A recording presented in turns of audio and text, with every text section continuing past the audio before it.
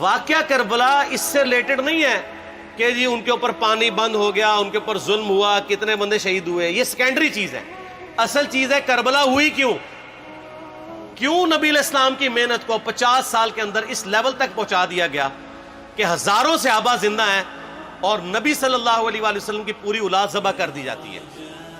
ہم تو یہ کہہ نہیں رہے کہ کیسے ذبح کیا انہوں نے، آری چلائی تھی یا تلوار چلائی تھی، یہ تو واقعہ کربلا تو سب کو پتہ ہے، ان کی شہادت بھی سب کو پتہ ہے. جامعہ ترمذی میں حدیث ہے حسن و حسین جنتی نوجوانوں کے سردار ہیں اور ان کی والدہ جو ہے وہ جنتی عورتوں کی سردار ہیں.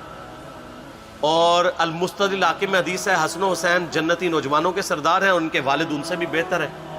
تو یہ تو ڈیفینٹ حدیثیں ہیں، یہ تاریخ تو نہیں ہے، نبی علیہ السلام کے فرامین ہیں. تو ان کی موجودگی میں ان کے ساتھ یہ کچھ کیا جائے تو ہم نٹی گریٹیز میں نہیں پڑھتے، ہم اس تھیم کے اوپر کہ یہ کون سی چیز تھی جس نے خلافت راشدہ کو ملوکیت میں بدل دیا، ہم اس تھیم کے اوپر بات کرتے ہیں. ہم کہتے ہیں چھوڑ دیں، بندے ہندے چھوڑیں. الٹیمیٹلی کیا نکلا ہے، کس کی وجہ سے ہوا ہے، وہ تو احادیث کی کتابوں میں موجود ہے. ہم کب کہہ رہے ہیں خفیہ کیمرے لگا گئے جی کس نے گولی پہلا تیر کس نے چلایا، یہ وہ ہم تو بتا رہے کس کے دور حکومت میں ہوا اور ان کا اپنا کردار کیا تھا، اس کو کس طریقے سے لا کے تخت پہ بٹھایا گیا. وہ ساری کی ساری چیزیں تو سامنے ہیں، وہ تاریخ کی کتابیں نہیں ہیں، حدیث کی کتابیں ہیں.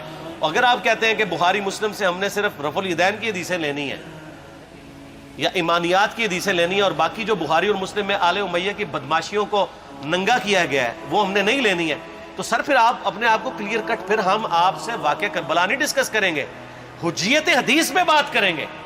آپ کو اپنے آپ کو منکرین حدیث کہنا پڑے گا. یہ آپ اسکروٹنگ کیسے کریں گے؟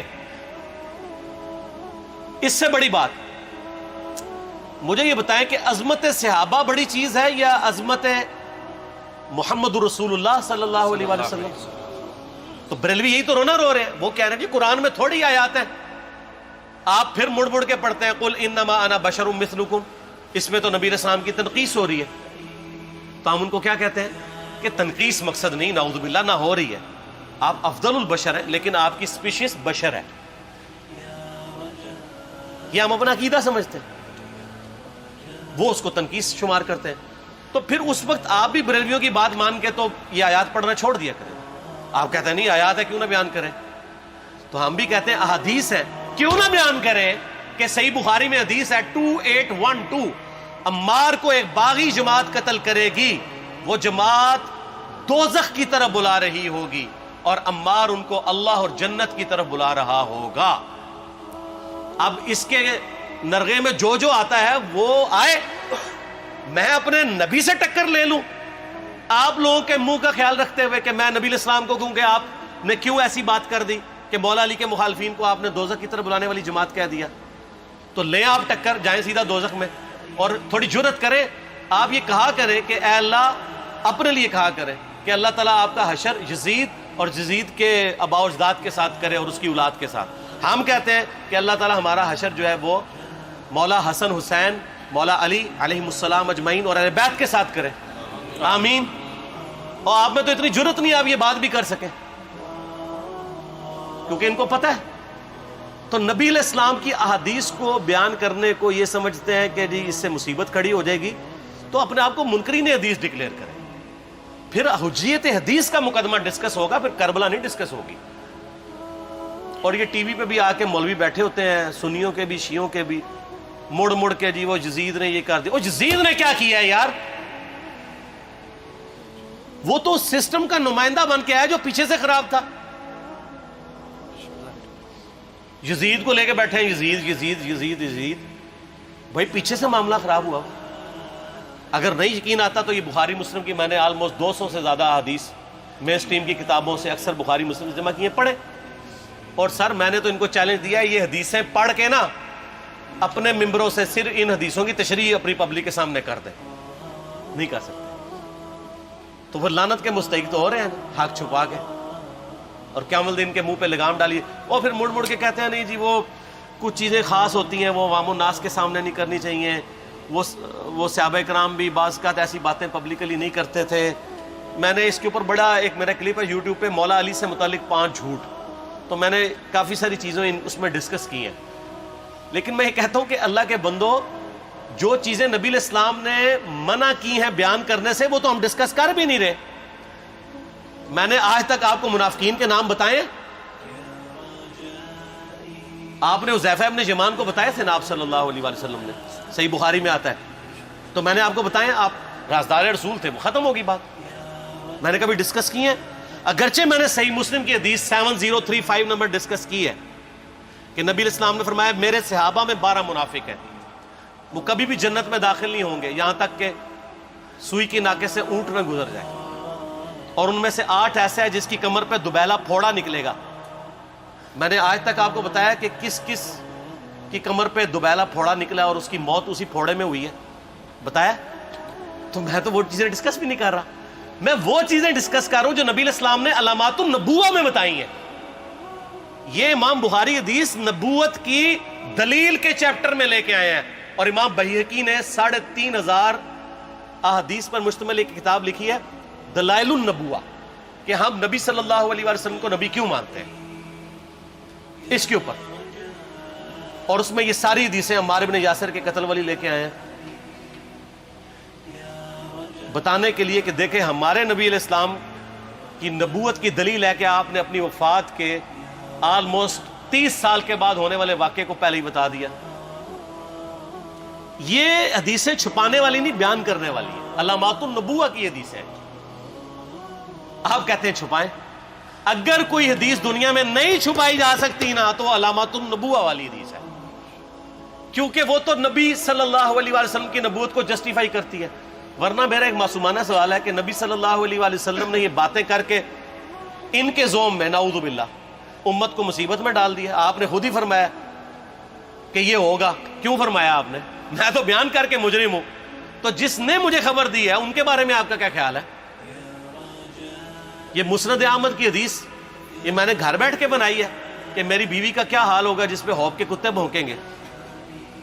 تو سیدہ عائشہ سے مجھ سے زیادہ نبی علیہ السلام کو محبت تھی, لیکن آپ اللہ کے پیغمبر تھے, آپ نے اپنے گھر کی خبر بھی نہیں چھپائی, بتا دی کہ یہ ہوگا. اور اس سے بڑھ کے آپ صحیح بخاری میں دیکھیں عمار ابن یاسر کا خطبہ ہے. میں نے یہ سارا, پریشان نہیں ہونا, یہ ریسرچ پیپر میں سارا کچھ موجود ہے, اور کوئی چیز بھی ایسی نہیں جو اس میں سکپ ہو. صحیح بخاری میں خطبہ ہے کہ عمار ابن یاسر کو مولا علی نے بھیجا کوفے میں. کوفے والے نیوٹرل ہو گئے تھے کیونکہ بصرہ سے سیدہ عائشہ آ رہی تھیں, اور وہاں پہ انہوں نے کہا نہ ہم سیدہ عائشہ کا ساتھ دیں گے نہ مولا علی کا دیں گے. تو عمار ابن یاسر کو تیار کرنے کے لیے, یعنی وہاں کے جو عوام تھی اس قتال کے لیے, مولا علی نے بھیجا. تو سیدنا عمار ابن یاسر نے وہاں پہ کوفے کے منبر پہ خطبہ دیا. بخاری کے الفاظ ہیں, اوپر والی سیڑھی پہ عمار ابن یاسر نے حسن ابن علی کو بٹھایا, حالانکہ حسن ابن علی سے 4 گنا بڑی عمر تھی عمار ابن یاسر کی, 90 پلس ہو چکے ہوئے تھے, 3-4 گنا ان کی عمر تھی, لیکن اہل بیت کا احترام کیا. خود نچلی سیڑھی پہ بیٹھے. بخاری کے الفاظ ہیں کہ اے لوگو اللہ نے تمہیں آزمایا ہے, ایک طرف دنیا اور آخرت میں تمہارے نبی کی بیوی ہے سیدہ عائشہ, دنیا اور آخرت میں, یعنی عزت اپنی جگہ قائم. یہاں لوگ سمجھتے ہیں کسی کی غلطی آ گئی تو پتہ نہیں کیا ہو گیا, وہ یار اس کا مرتبہ اپنی جگہ ہے, غلطی اپنی جگہ ہے, پیغمبر نہیں ہے وہ. اور دوسری طرف علی ابن ابی طالب ہے. اللہ اب دیکھے گا تم عائشہ کی اطاعت کرتے ہو یا اللہ کی, علی کی نہیں اللہ کی. کیوں؟ یا ایھا الذین آمنوا اطیعوا اللہ واطیعوا الرسول واولی الامر منکم. ان کا اولو الامر مولا علی ہیں, ان کی اطاعت واجب ہے. یہ اللہ نے آزمایا ہے کہ اللہ کی اطاعت کرتے ہو یا عائشہ کی. اور آپ حیران ہوں گے, یہ حدیث امام بخاری حضرت عائشہ کی فضیلت والے چیپٹر میں لے کے آئے ہیں. اگر امام بخاری مشورہ کر لیتے نا ناسبیوں سے تو انہوں نے کہا تھا سر آخری صحیح رکھو, پچھلے والا رہن دو, بلکہ پچھلے والا رکھو آخری والا رہن دو, کہ عائشہ دنیا اور آخرت میں. وہ حدیث گھڑنے کا میں آپ کو طریقہ بتاتا ہوں, کاٹ چھانٹ کرنے کا. وہ آدھی حدیثیں لکھتے ہیں نا, آدھی حدیث ایسے لکھتے ہیں امام بخاری کہ سیدہ عمار ابن یاسر نے خطبے کے دوران فرمایا کہ سیدہ عائشہ دنیا اور آخرت میں تمہارے نبی کی بیوی ہے, بس. لیکن امام بخاری نے پوری حدیث لی ہے, آگے وہ بھی ڈالا ہے کہ اللہ آزما رہا ہے کہ عائشہ کی اطاعت کرتے ہو یا اللہ کی، جیسے آپ کے علماء کر رہے ہیں۔ صحیح مسلم کی حدیث 6488 آدھی بیان کرتے ہیں سارے مولوی، بریلوی، دیوبندی، اہل حدیث سب، میرے صحابہ کو برا مت کہو، اگر تم میں سے کسی نے احد پہاڑ کے برابر بھی سونا خیرات کر دیا اور میرے صحابہ نے ایک مد یعنی 600 گرام خیرات کی، آدھا کلو، اس کے آدھے کو بھی نہیں پہنچ سکتا بس۔ حالانکہ یہ مسلم کی حدیث سٹارٹ اس سے ہوتی ہے کہ عبد الرحمن بن عوف کو خالد بن ولید نے گالیاں دی جھگڑے کے دوران، حالانکہ دونوں مسلمان تھے، دونوں صحابی تھے۔ آپ نے حضرت خالد بن ولید کو بلا کے ڈانٹا، فرمایا تم میرے صحابہ کو برا مت کہو۔ تو خالد بن ولید نے تو آگے سے نہیں کہا حضور میں بھی صحابی ہوں۔ ان کو پتا تھا کہ عبد الرحمن بن عوف نے اس وقت اسلام قبول کیا جب اسلام کا مطلب تھا مار، تکلیف اٹھانا، اور خالد بن ولید نے گولڈن پیریڈ میں صلح حدیبیہ کے بعد اسلام قبول کیا۔ میں اب تم لوگ یہ کر رہے ہو، تم لوگ اگر احد پہاڑ کے برابر بھی سونا خیرات کر دو، یعنی صلح حدیبیہ کے بعد والے لوگ میرے ان کے برابر نہیں ہو سکتے۔ اور جو فتح مکہ پہ معافی مانگ کے مسلمان ہوئے ہیں طلقاء، مؤلفۃ القلوب آل امیہ، ان کا تو لیول ہی کچھ نہیں ہے۔ یہاں تو خالد بن ولید کے بارے میں یہ بات کی جا رہی ہے، اور پھر وہ مؤلفۃ القلوب اپنے زمانے میں ممبروں پہ سب و شتم کروائیں سیدنا علی پر، تو سب سے پہلے تو ان کو کہنا چاہیے جن کے بارے میں حدیث تھی کہ تم صحابہ کو گالی مت دینا۔ ہم نے تو خیر کبھی دی بھی نہیں ہے۔ اور میں یہ آخری جملہ ان کو ایسا بولتا ہوں کہ جو ان کے دماغ تک ڈرل کر جائے گا کہ آل امیہ نے جو کچھ اپنے دور کے اندر سیدنا علی کی گستاخیاں کی ہیں نا، ہم نے تو ویسی کوئی ایک گستاخی بھی آل امیہ کے بارے میں نہیں کی ہے۔ میں نے آج تک آل امیہ کے اوپر بائی نیم کسی کے اوپر لعنت کی ہے؟ حالانکہ یہ مولا علی پہ کرتے رہے، یہ ہے لعنتی خود ہو گئے نا، جب مولا علی پہ لعنت کی تو لوٹ آئی۔ مسند ابی یعلا میں صحیح سند کے ساتھ حدیث موجود ہے، مسند احمد میں بھی موجود ہے کہ سیدنا علی کو جس نے گالی دی اس نے رسول اللہ کو گالی دی صلی اللہ علیہ وسلم۔ جب ام سلمہ نے کہا تھا، شیخ زبیر صاحب نے اس کو تحکیم میں صحیح لکھا ہوا ہے فوٹ نوٹ کے اوپر، کہ لوگوں تمہارے ممبروں پر رسول اللہ کو گالیاں دی جاتی ہیں، تو انہوں نے کہا معاذ اللہ، ہم کب کہیں گے، ایسا نہیں ہو سکتا۔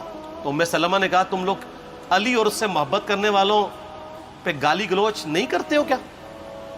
جبکہ میں نبی کی بیوی کہتی ہوں کہ سب سے زیادہ رسول اللہ سے محبت، سیدنا علی سے محبت نبی صلی اللہ علیہ وآلہ وسلم کرتے تھے۔ لہٰذا جب یہ تم کہتے ہو نا علی پر لعنت، علی سے محبت کرنے والوں پہ لعنت، تو یہ لعنت تو تم نبی علیہ السلام تک لے کے جا رہے ہو نعوذ باللہ، کیونکہ علی سے محبت کرنے والا پہلے نمبر پہ نبی صلی اللہ علیہ وآلہ وسلم ہے۔ اور پھر کہتے ہیں سب کا مطلب تنقید ہے، اور نہ پرانیاں گلاں، پرانے بابے، پرانے بزرگ، جھوٹے ہو۔ صحیح مسلم کھولو 6229 غدیر خم سے اگلی حدیث، لعن اللہ ابا التراب کے الفاظ ہیں، مٹی والے ابن ابی طالب پر لعنت، یہ الفاظ موجود ہیں۔ سب کا ترجمہ لعنت ہی ہے، تنقید نہیں ہے۔ اچھا پھر میرا معصومانہ سوال ہے کہ اس کا مطلب ہے صحابہ پہ تنقید کرنا اچھا کام ہے؟ کہیں گے نہیں۔ تو بتاؤ یہ برا کام کون کرتا تھا؟ شیعہ کا ابا کون ہے؟ رافضیوں کا ابا کون ہے؟ آل امیہ۔ تو لہذا شیعہ نو میں کہنا کہ تسی شیخین کے اوپر بکواس اور تبرہ کرنے کی بجائے نا اب لوگوں کو حقائق بتائیں کہ ٹوٹی کمند کہاں۔